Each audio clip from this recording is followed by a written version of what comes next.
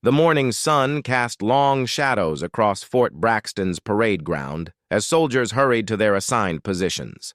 The base buzzed with unusual activity, and whispers filled the air like electricity before a storm.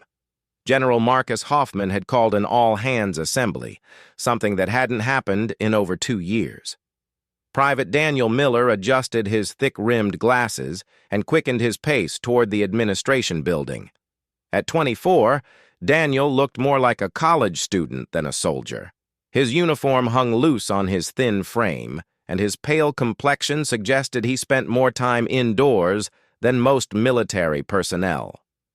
For the past 18 months, he had worked as a filing clerk in the base's records department, a position that suited his quiet nature perfectly. Daniel rarely spoke unless spoken to directly. His colleagues often forgot he was there, which was exactly how he preferred it. While other soldiers gathered around the coffee machine to share stories and complaints, Daniel sat at his corner desk, methodically organizing files and updating computer records. His supervisor, Sergeant Rodriguez, appreciated his efficiency and attention to detail, but even she knew very little about the reserved young man. The assembly area filled quickly as nearly 3,000 personnel gathered in formation. Daniel found his place among the administrative staff, standing in the back rows where he felt most comfortable. The morning air carried the scent of fresh-cut grass mixed with diesel fuel from the motor pool nearby. General Hoffman strode onto the platform with his characteristic commanding presence.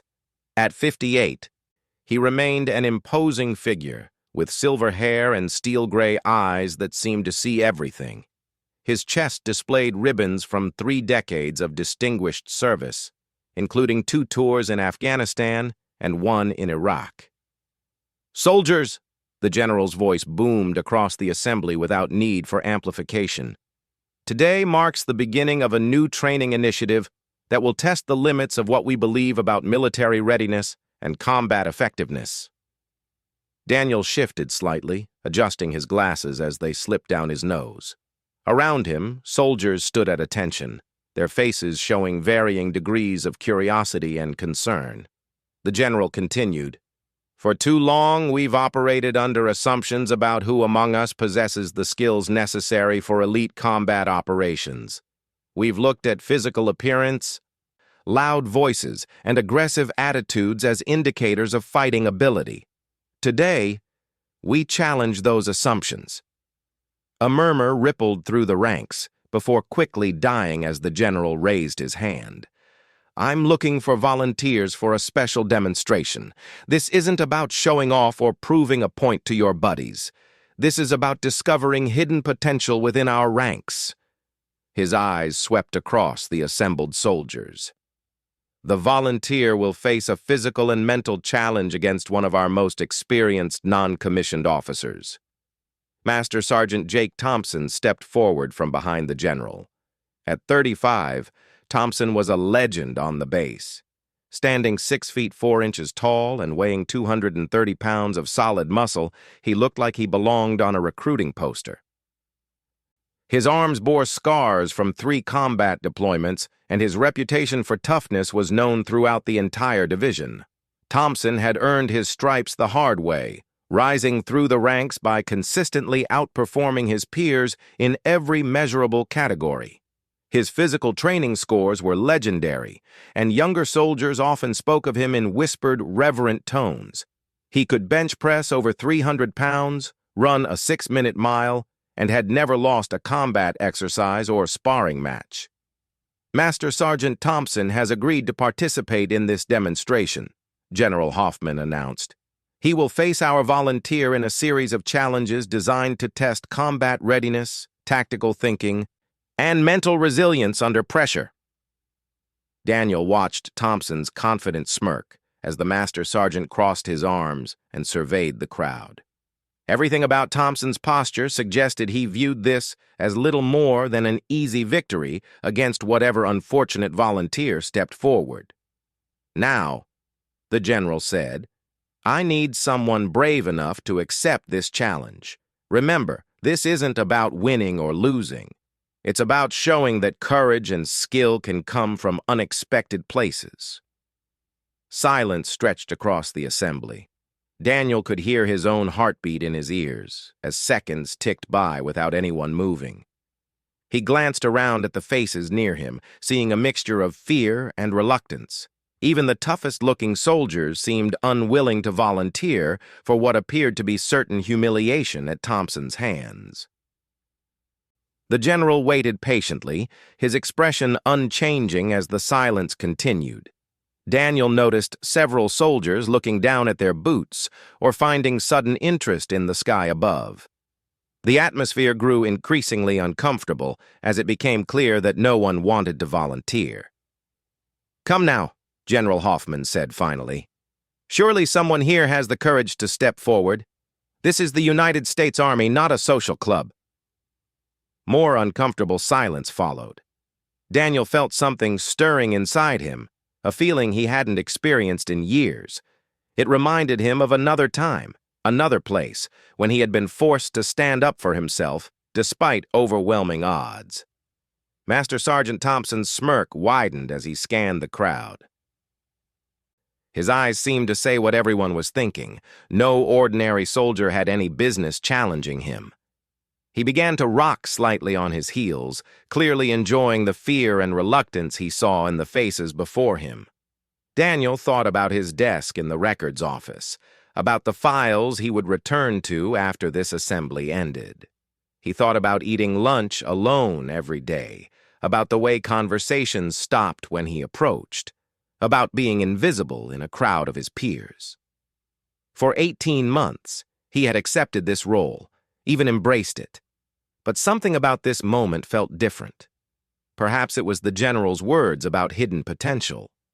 Or maybe it was the arrogant confidence radiating from Master Sergeant Thompson. Whatever it was, Daniel felt his right foot take a small step forward. The soldier next to him glanced over with surprise. Daniel's movement had been barely noticeable, but it was movement nonetheless. He took another step, then another, and suddenly he was walking toward the front of the assembly. A collective gasp rose from the crowd as soldiers realized what was happening. The skinny clerk with thick glasses was actually volunteering to face Master Sergeant Thompson. Some soldiers exchanged incredulous looks, while others shook their heads in what appeared to be pity. Daniel kept walking, his steps steady and measured despite the butterflies in his stomach. He could feel thousands of eyes on him, could hear whispered comments and stifled laughter from various parts of the crowd. His face burned with embarrassment, but he continued forward. General Hoffman's eyebrows rose slightly as he watched Daniel approach. The general had expected someone to volunteer eventually, but the quiet clerk from the records department was not what anyone had anticipated. Master Sergeant Thompson's smirk faltered for just a moment before returning stronger than before. He looked Daniel up and down, taking in the thin frame, pale complexion, and nervous adjustment of glasses. Thompson's expression suggested he felt almost sorry for the young soldier who had just volunteered for his own humiliation. "State your name and rank," General Hoffman commanded as Daniel reached the front of the assembly. "Private Daniel Miller, sir," Daniel replied, his voice barely carrying beyond the first few rows of soldiers. "Speak up, son," the general said. "Everyone needs to hear you." Daniel cleared his throat and tried again, louder this time. "Private Daniel Miller, sir. Records Department." A few chuckles rippled through the crowd. The idea of a file clerk challenging Master Sergeant Thompson seemed absurd to most observers. Daniel could feel his cheeks burning, but he maintained his position. "Private Miller," General Hoffman said, "are you certain you want to volunteer for this demonstration?" Daniel nodded, not trusting his voice to remain steady if he spoke again. "I need to hear you say it, son." "Yes, sir," Daniel managed. "I volunteer." Master Sergeant Thompson stepped closer to Daniel, his impressive bulk casting a shadow over the smaller soldier. The size difference was even more dramatic up close, making Daniel look like a child standing next to his father. "You sure about this, Miller?" Thompson's voice carried clearly across the assembly. "This isn't going to be some paperwork exercise. This is real combat training." Daniel met Thompson's eyes through his thick glasses. Something flickered in Daniel's gaze, something that made Thompson pause for just a fraction of a second. It was gone so quickly that Thompson wondered if he had imagined it. "I'm sure, Master Sergeant," Daniel replied, his voice growing steadier. General Hoffman stepped between them. "Excellent. The demonstration will take place in 1 hour at Training Ground Charlie. All personnel not currently on duty are invited to observe." The crowd began to disperse, but the excited chatter continued as soldiers discussed what they had just witnessed. Most conversations centered on how quickly Master Sergeant Thompson would end the confrontation and whether Private Miller would even last 5 minutes. Daniel started to walk back toward his office, but General Hoffman called his name. "Private Miller, a word." Daniel approached the general, his nervousness returning now that the initial adrenaline rush was fading. "Son, I admire your courage in volunteering, but I want to make sure you understand what you're getting into. Master Sergeant Thompson is one of the finest soldiers I've ever served with. He's not going to go easy on you just because you're smaller or work in an office." "I understand, sir." General Hoffman studied Daniel's face carefully. "Is there anything about your background I should know? Any training or experience that might be relevant?" Daniel hesitated for a moment. "No, sir. Nothing relevant." "Very well. Report to Training Ground Charlie in 1 hour. Come prepared for physical challenges." As Daniel walked back to his office, he could hear soldiers talking about him from every direction. Some expressed admiration for his courage, while others made jokes about the mismatch. A few even started taking bets on how long the confrontation would last. Sergeant Rodriguez looked up in surprise when Daniel entered the records office. She had heard about the assembly, but hadn't expected her quiet clerk to be the center of attention. "Miller, what were you thinking out there?" she asked, concern evident in her voice. "I'm not sure, Sergeant. It just felt like the right thing to do. Thompson's going to destroy you. You know that, right?" Daniel sat down at his desk and stared at his computer screen. "Maybe, but I had to try." Rodriguez shook her head but said nothing more. She had worked with Daniel long enough to know that once he made up his mind about something, he rarely changed it. Still, she couldn't shake the feeling that she was about to watch one of her soldiers get seriously hurt. Word of the upcoming confrontation spread throughout the base like wildfire. Soldiers who had never spoken to Daniel suddenly knew his name. The mess hall buzzed with speculation and debate about what General Hoffman was trying to accomplish with this demonstration. As the hour approached, Daniel changed into his physical training uniform and walked toward Training Ground Charlie. His stomach churned with anxiety, but his steps remained steady. He had made his choice, and now he had to see it through. The training ground was already crowded with spectators when he arrived. It seemed like half the base had found reasons to be there, all eager to witness what promised to be either a miracle or a massacre. Master Sergeant Thompson was already present, stretching and preparing for whatever challenges lay ahead. His confidence seemed to radiate outward, affecting everyone around him. Soldiers gathered near him, offering encouragement and support. Daniel found himself alone on the opposite side of the field, with no one offering him advice or encouragement. He began his own stretching routine, trying to calm his racing heart and focus his mind. General Hoffman arrived precisely on time, accompanied by several other officers. He surveyed the crowd with satisfaction, pleased to see so many soldiers taking interest in military training. "Ladies and gentlemen," the general announced, "today's demonstration consists of 3 challenges designed to test different aspects of military readiness. The first challenge will test physical fitness and endurance. The second will examine tactical thinking and problem-solving under pressure. The third will evaluate mental toughness and resilience." Daniel felt his mouth go dry as he listened to the general's explanation. Each challenge sounded like it played directly to Thompson's strengths while highlighting his own weaknesses. Master Sergeant Thompson, General Hoffman continued, please step forward. Thompson jogged to the center of the field, acknowledging the cheers and applause from the crowd with a confident wave. He looked every inch the professional soldier, from his perfectly maintained uniform to his easy athletic stride. Private Miller, join us, please. Daniel walked to the center of the field on unsteady legs. The contrast between the two soldiers was even more striking in the open space of the training ground. Thompson looked like he could bench press Daniel with one arm. Gentlemen, General Hoffman said, addressing both soldiers, remember that this is a demonstration, not a grudge match. I expect professional conduct from both of you throughout these challenges. Both soldiers nodded their understanding. The first challenge is a combat fitness test, the general explained to the crowd. Both soldiers will complete an obstacle course designed to simulate battlefield conditions. They will be timed, and their technique will be evaluated by our training staff. Daniel's heart sank as he looked at the obstacle course. It featured rope climbs, wall scaling, crawling sections, and various other physical challenges that clearly favored larger, stronger soldiers. Master Sergeant Thompson cracked his knuckles and rolled his shoulders. Ready when you are, sir. Daniel adjusted his glasses one final time and took a deep breath. Ready, sir. As the two soldiers took their positions at the starting line, the crowd grew quiet with anticipation. Everyone expected Thompson to dominate this first challenge, but they were curious to see exactly how badly Daniel would perform. General Hoffman raised his hand, holding everyone's attention. The moment stretched endlessly as Daniel felt every pair of eyes on the base focused on him. Begin!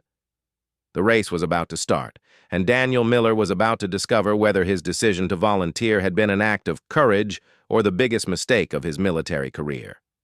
The starting gun echoed across Training Ground Charlie as Master Sergeant Thompson exploded from the starting line with the explosive power of a professional sprinter. His massive frame moved with surprising grace and speed as he attacked the first obstacle, a series of low barriers designed to test agility and quick footwork. Daniel started more cautiously, his thin legs pumping steadily as he approached the same barriers. The crowd watched with a mixture of curiosity and sympathy, expecting to see the file clerk struggle with even the most basic elements of the course. Thompson vaulted over the barriers with fluid motion, his years of training evident in every movement. He had completed this course hundreds of times and knew exactly how to approach each obstacle for maximum efficiency. His lead grew with each barrier as Daniel appeared to struggle with the timing and technique required. But something unexpected began to happen as the race progressed. While Thompson's powerful approach was impressive to watch, Daniel's technique was becoming smoother and more precise with each obstacle. His movements carried an efficiency that wasn't immediately obvious to casual observers. The rope climb was the second major obstacle, a 30-foot vertical challenge that had defeated many soldiers during regular training sessions. Thompson attacked it with brute force, his powerful arms pulling his body upward with mechanical precision. He reached the top in just under 40 seconds, a respectable time that drew appreciative murmurs from the crowd. Daniel approached the rope differently. Instead of relying purely on upper body strength, he used a climbing technique that distributed the effort across his entire body. His legs wrapped around the rope in a way that created leverage, allowing his smaller frame to ascend more efficiently than seemed possible. Major Collins, who was serving as one of the evaluating officers, leaned forward with interest. "Look at his technique," he whispered to the officer beside him. "That's not standard military training." Daniel reached the top of the rope just 10 seconds behind Thompson, a performance that caused surprised murmurs throughout the crowd. Several spectators began paying closer attention to the quiet clerk, who seemed to be performing better than expected. The wall-scaling obstacle came next, a 12-foot vertical barrier that required both strength and technique to overcome quickly. Thompson approached it with his typical aggressive style, taking a running start and using pure momentum to carry himself up and over. His technique was effective but energy-intensive.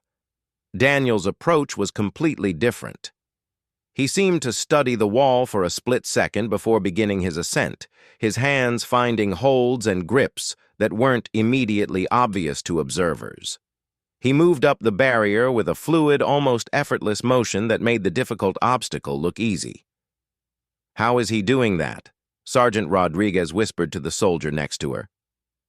She had worked with Daniel for 18 months and had never seen any indication that he possessed these kinds of physical abilities.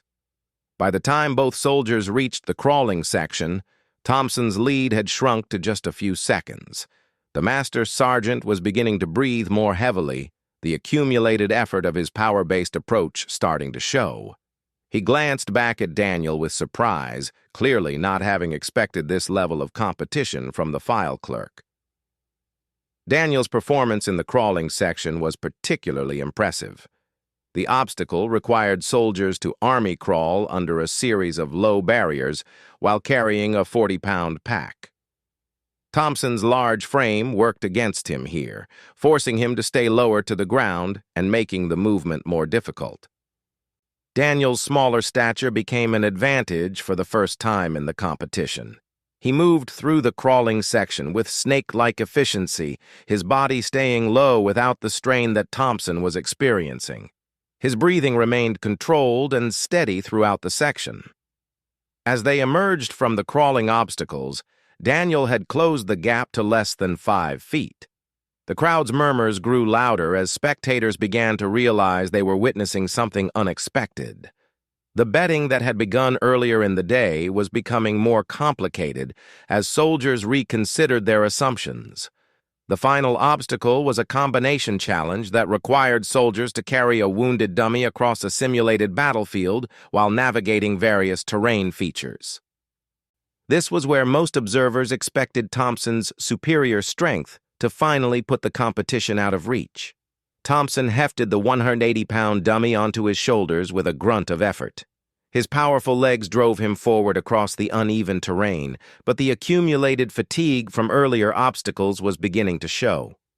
His pace was steady, but not as explosive as it had been at the beginning of the course. Daniel approached the dummy carry with the same analytical consideration he had shown throughout the race. Instead of attempting to lift the full weight onto his shoulders, he repositioned the dummy in a way that allowed him to drag and carry it more efficiently. His technique looked unusual, but proved remarkably effective.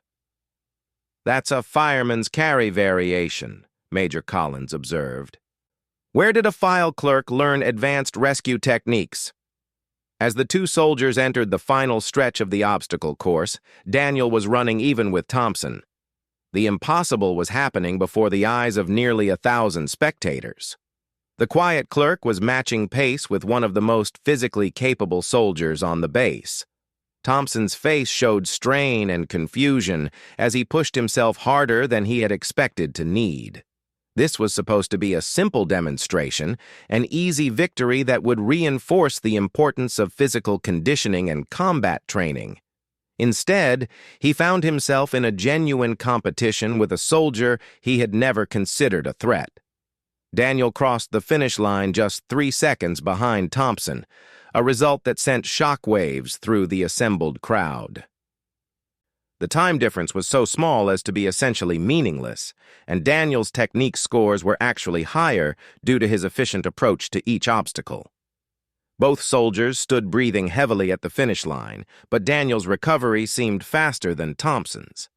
The master sergeant bent over with his hands on his knees, sweat streaming down his face, while Daniel remained upright and appeared ready to continue.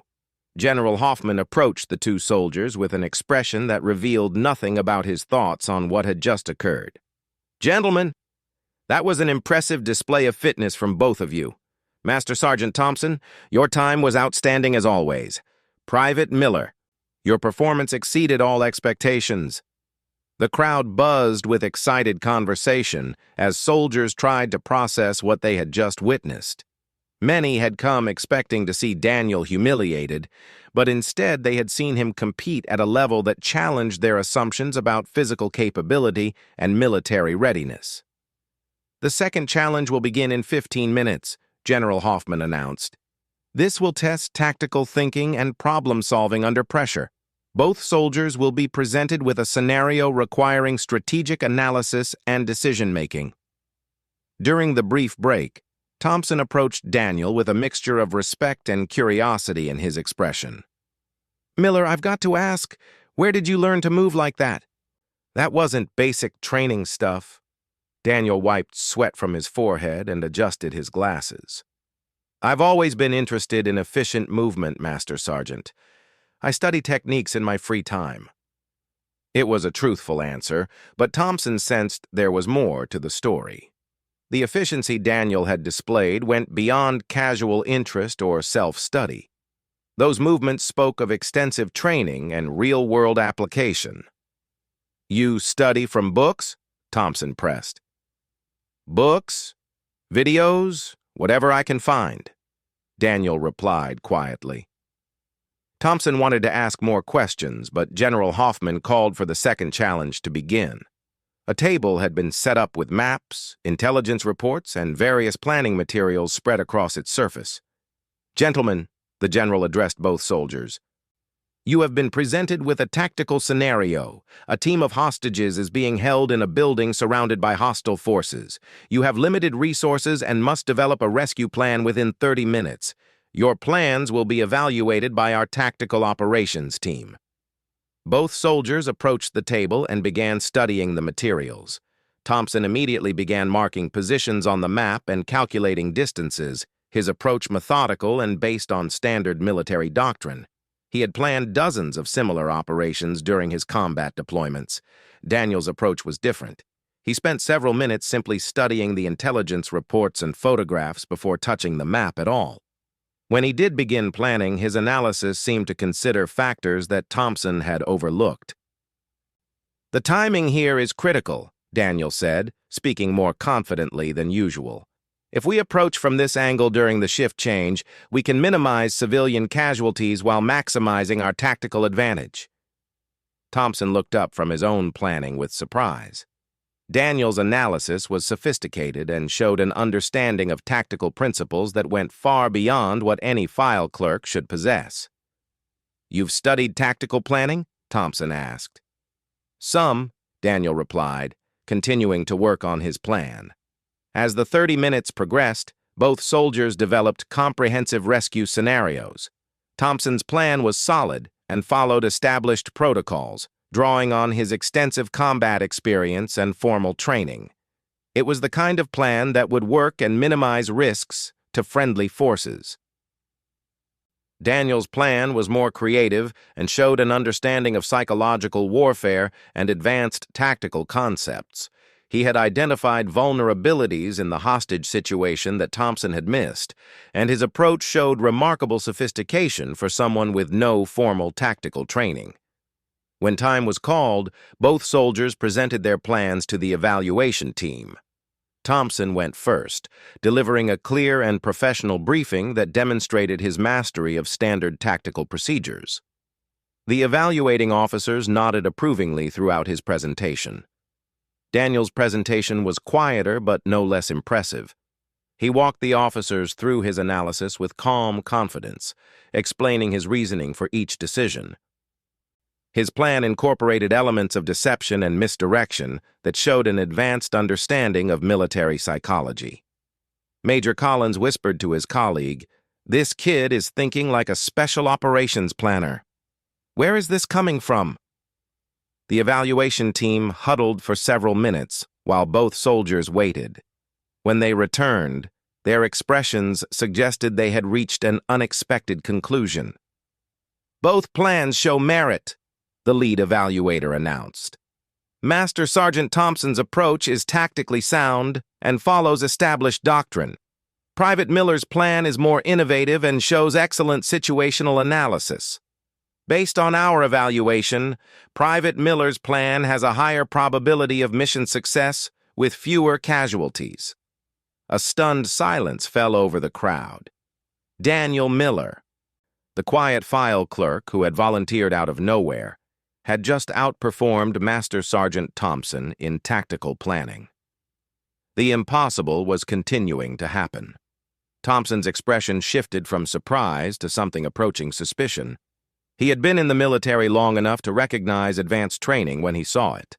Daniel's performance in both challenges suggested skills and knowledge that didn't match his official background.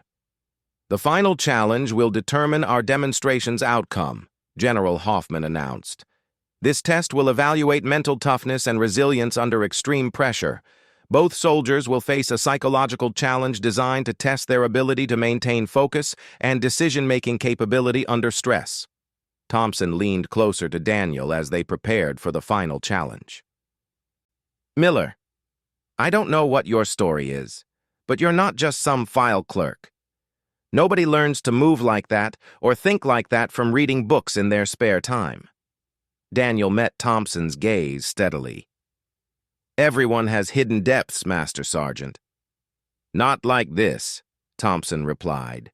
"I've been doing this for 15 years. I know training when I see it, and you've got training that goes way beyond anything the Army taught you in basic." Before Daniel could respond, General Hoffman called both soldiers forward for the final challenge. A mock interrogation room had been set up, complete with uncomfortable chairs, bright lights, and recording equipment. "This challenge will test your ability to maintain mental composure under psychological pressure," the general explained. "Each of you will be subjected to an intensive questioning session designed to break your concentration and test your resistance to mental stress." Thompson nodded grimly. He had been through interrogation resistance training multiple times and knew what to expect. The techniques were designed to wear down a subject's mental defenses through repetition, confusion, and psychological pressure. Daniel looked pale but determined as he listened to the explanation. This was the challenge he had feared most, the one where his physical disadvantages wouldn't matter, but where Thompson's experience and mental toughness would likely prove decisive. "Master Sergeant Thompson, you'll go first," General Hoffman directed. Thompson entered the interrogation room with confidence. He had survived real interrogations in hostile territory and wasn't worried about a training exercise. The bright lights and aggressive questioning techniques that followed were familiar to him, and he responded with textbook resistance methods. For 45 minutes, Thompson maintained his composure under increasingly aggressive questioning. He gave only name, rank, and serial number, no matter what techniques the interrogators used. His performance was professional and exactly what would be expected from an experienced soldier. When Thompson emerged from the room, he looked tired but satisfied. "Your turn, Miller. Just remember your training and stick to name, rank, and serial number." Daniel entered the interrogation room with obvious nervousness. The bright lights made his glasses gleam, and his thin frame looked fragile in the uncomfortable metal chair. The interrogators began their assault on his mental defenses immediately. What happened next surprised everyone watching through the observation window. Instead of cracking under pressure as expected, Daniel seemed to grow calmer as the session progressed. His responses became more controlled, his posture more confident. "He's using breathing techniques," Major Collins observed. "Look at how he's controlling his physiological responses to stress." The interrogators increased their pressure, using techniques designed to create confusion and panic. But Daniel's responses suggested he was familiar with these methods and had developed countermeasures. After an hour, the interrogators emerged from the room looking frustrated. "Sir, we couldn't break him. He's got resistance training that's as good as anything we've seen from special operations personnel."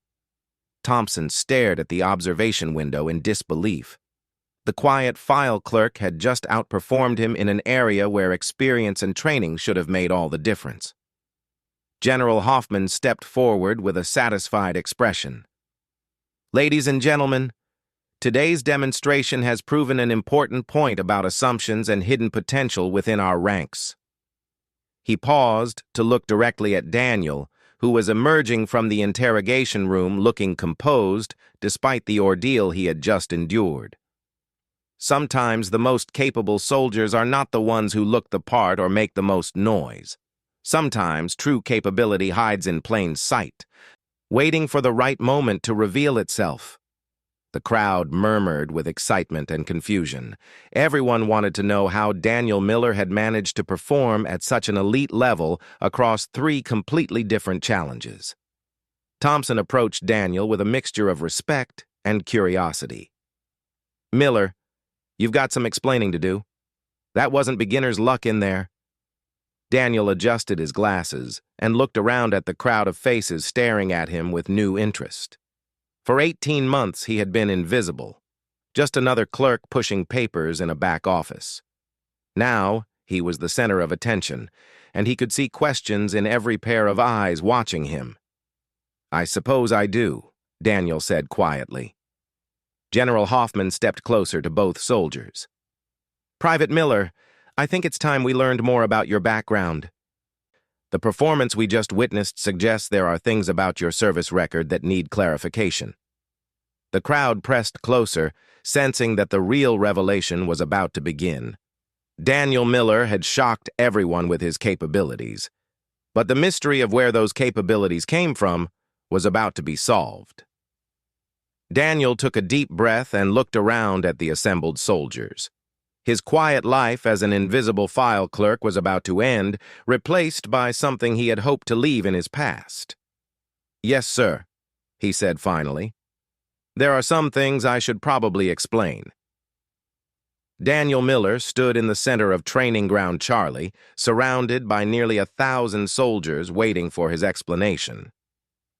The quiet file clerk who had just defeated Master Sergeant Thompson in 3 challenging tests looked smaller than ever under the weight of their collective attention.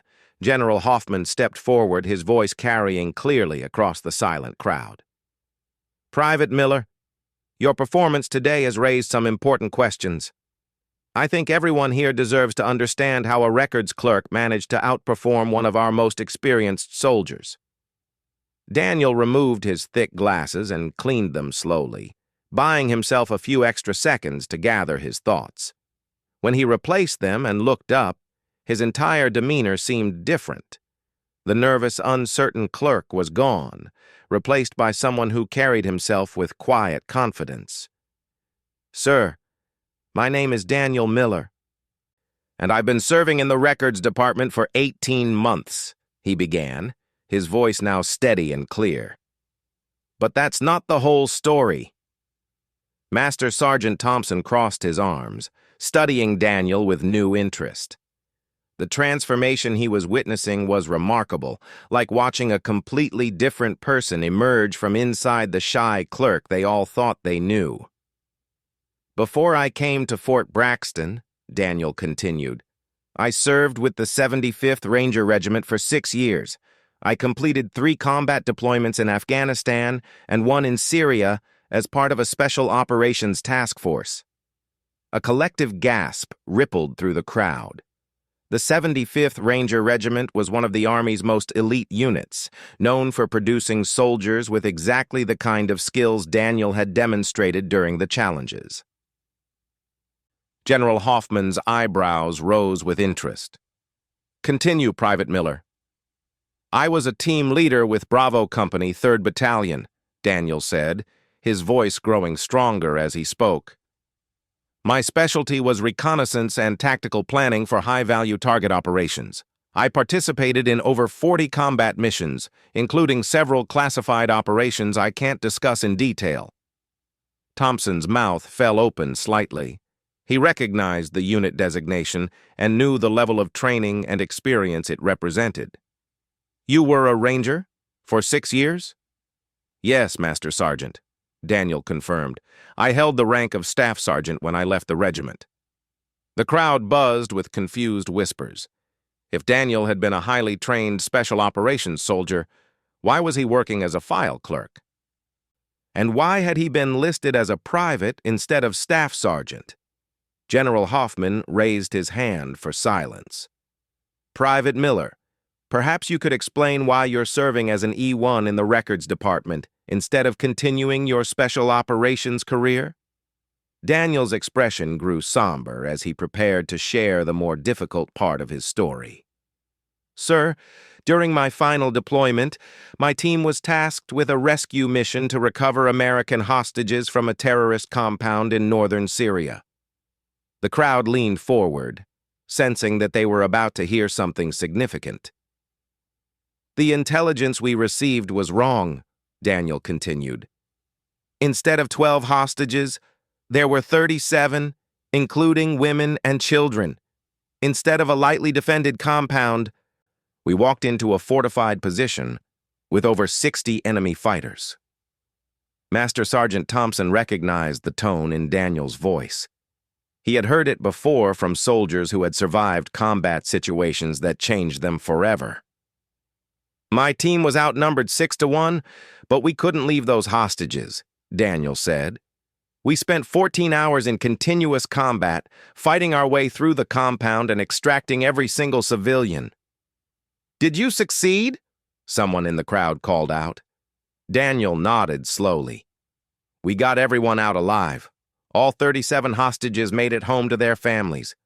But we lost 3 members of my team in the process, including my best friend and my squad leader.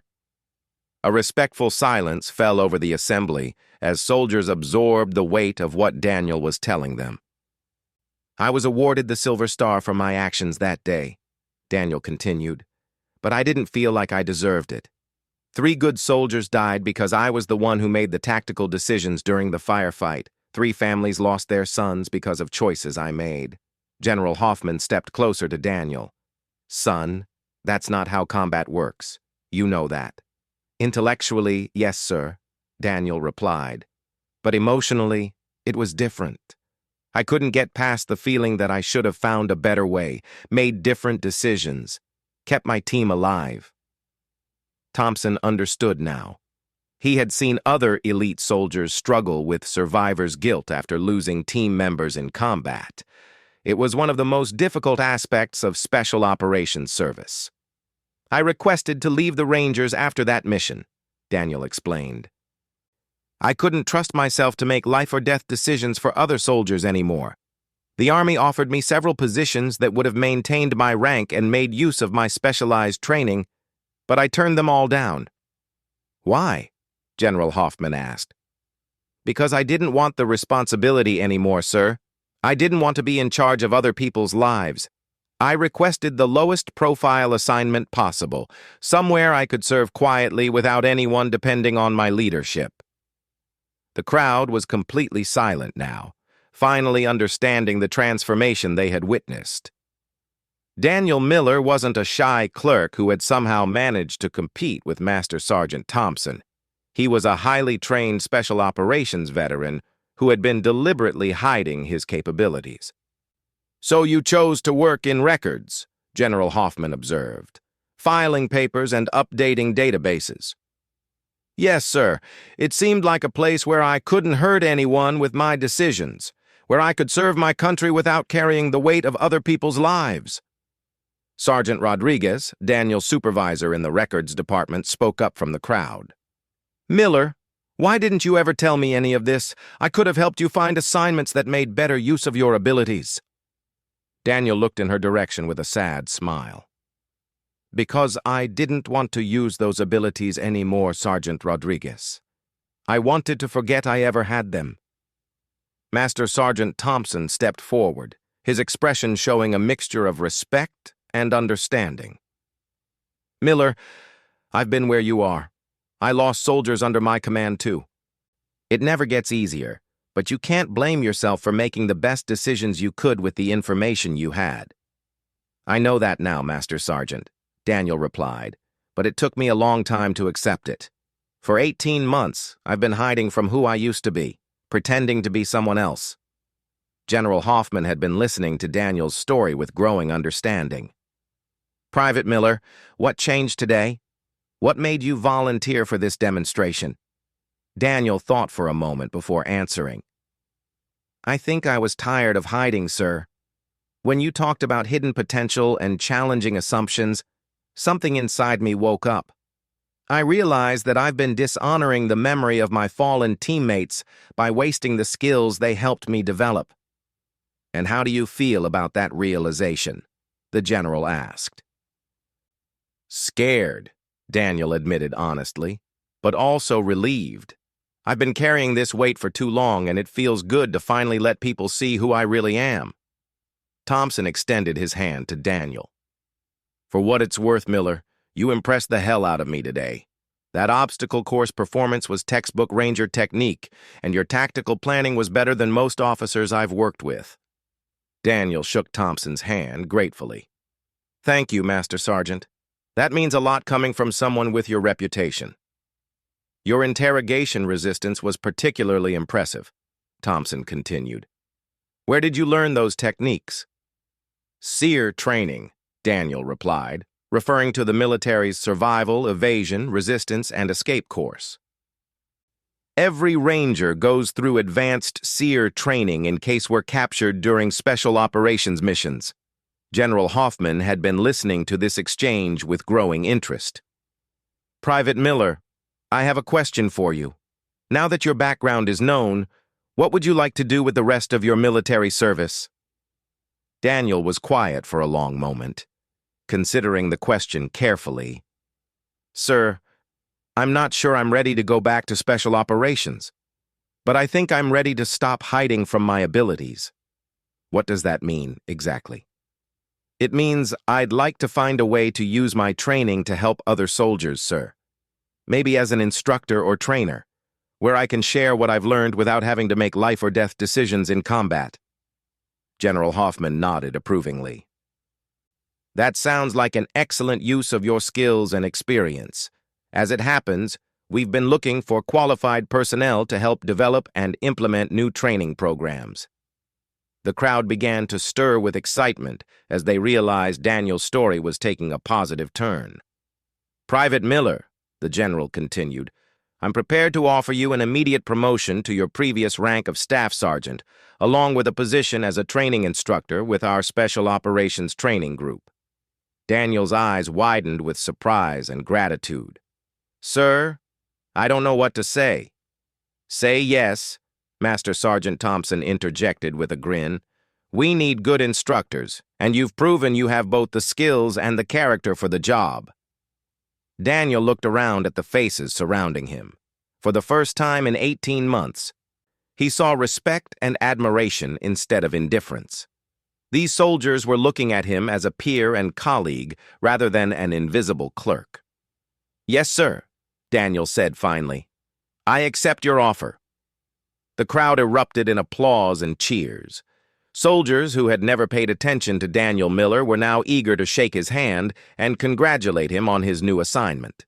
General Hoffman raised his hand for attention one final time. Ladies and gentlemen, today's demonstration has proven several important points about leadership, assumptions, and the hidden potential that exists within our ranks. He paused to look directly at Daniel. Sometimes the most capable people are not the ones who make the most noise or demand the most attention. Sometimes real strength comes from quiet dignity and selfless service. The general then turned to address the entire crowd. I want everyone here to remember what you witnessed today. Don't assume you know someone's capabilities based on their appearance or their current job. Take the time to really get to know the soldiers you serve with, because you might be surprised by what you discover. As the formal ceremony concluded and the crowd began to disperse, many soldiers approached Daniel to introduce themselves and learn more about his story. The transformation from invisible clerk to respected instructor was complete. Sergeant Rodriguez was one of the first to congratulate him. Miller, I'm happy for you, but I'm going to miss having you in the records department. You were the most reliable clerk I ever supervised. Thank you. Sergeant Rodriguez, Daniel replied. You were a good supervisor, and you made those 18 months bearable when I needed time to heal. Master Sergeant Thompson lingered after most of the crowd had left, clearly wanting to continue their conversation. Miller, he said, I owe you an apology. When I saw you volunteer today, I thought it was going to be a joke. I figured the general was setting up some poor clerk for public humiliation. You had no way of knowing, Master Sergeant. That was exactly the impression I was trying to create. Still, I should have shown you more respect.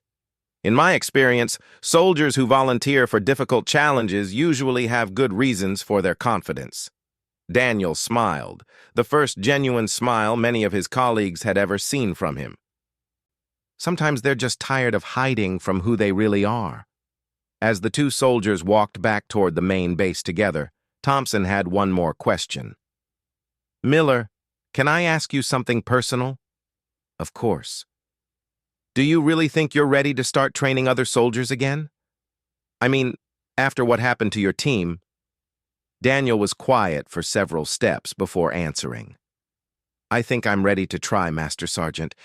I can't bring back the soldiers I lost, but maybe I can help prepare other soldiers to survive situations like the one we faced. That's a good way to honor their memory, Thompson observed. That's what I'm hoping, Daniel replied. For too long, I've been dishonoring their sacrifice by hiding from my responsibilities. It's time to step up and be the soldier they trained me to be. 3 weeks later, Staff Sergeant Daniel Miller reported for duty as a training instructor with the Special Operations Training Group. He had traded his thick glasses for contact lenses and his loose-fitting clerk's uniform for the distinctive tan beret of Special Operations personnel. His first class was a group of young soldiers preparing for Ranger selection, the same process he had completed years earlier. As he stood before them on the first day of training, he saw the same mixture of nervousness and determination he remembered feeling as a young soldier. "My name is Staff Sergeant Miller," he began, his voice carrying the quiet confidence that had emerged during the demonstration. "I'm here to help prepare you for one of the most challenging experiences of your military career." He paused to look at each student individually, remembering his own instructors and the impact they had on his development as a soldier. Some of you will succeed and join the ranks of the Ranger Regiment. Others will find that this path isn't right for them, and that's okay too. What matters is that you give your best effort and support each other throughout the process. One of the students raised his hand. "Staff Sergeant, what's the most important thing we need to know?" Daniel thought about the question, remembering everything he had learned during his years as a ranger and his time hiding in the records department. "The most important thing," he said finally, "is to never underestimate yourself or your fellow soldiers. Sometimes the quietest person in the room has the most to offer. Sometimes the most capable people are the ones who don't feel the need to prove it to everyone around them."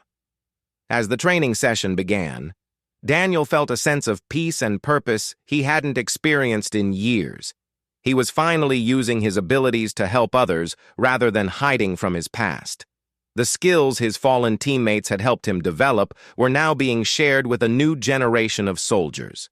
The shy file clerk was gone forever, replaced by an instructor who understood both the weight of responsibility and the importance of quiet leadership.